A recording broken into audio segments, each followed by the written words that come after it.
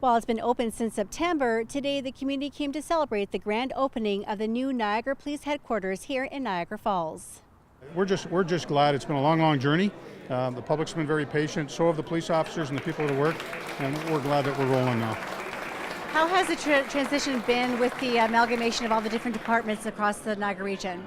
It's a few bumps for sure. I mean, there are some groups of people that are now working together in one room, in a very large room, that were separated across the region. But realistically, they should be together. But it just takes some getting used to. Even just, human nature when they've been in smaller groups. Now they're in a larger group. But I think they're all now starting to find, once the dust settles, that they realize that there's greater communication between different investigative units. There's greater communication between the administration and people. They get to see the dispatch center rather than just hearing the dispatchers on the radio for most of your career. They're walking by now. You look in a window, you can see them there. You can drop in. So I think it's coming along really smoothly. Combining number 2 division and headquarters together has made it a lot more efficient.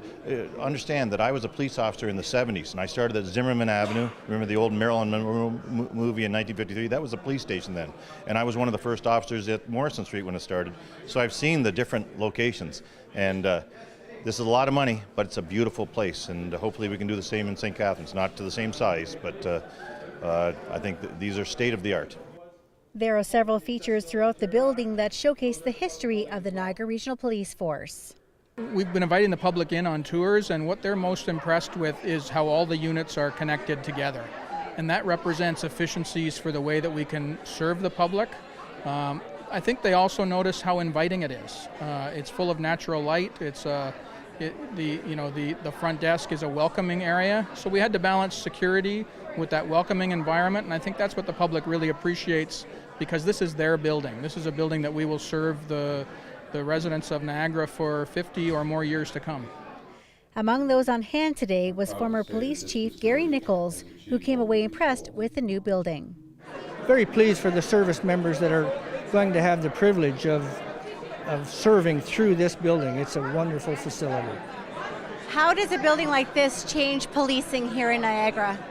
Well, I think, as Deputy Chief Matthews mentioned, we are often we're a part of the community, and when the community recognizes our service through a facility like this, and it is the members of the region, it's the taxpayers of the region that provide this for us, it's an acknowledgement of what they feel about us as a service, it's an acknowledgement of the relationship that we have with our community, and I think this speaks volumes for that relationship.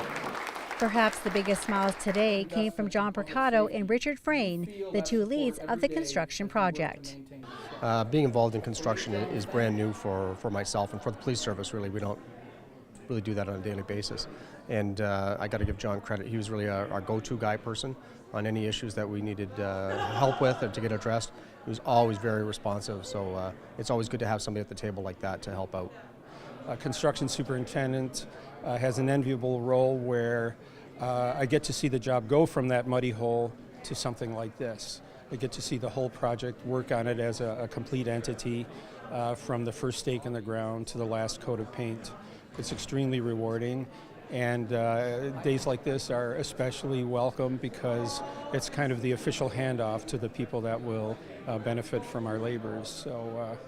Today's ceremony helped to acknowledge the hard work of many people to help to get this building up and running. Now their work continues, helping to protect the citizens of the Niagara region. In Niagara Falls, reporting for The Source, I'm Taraba.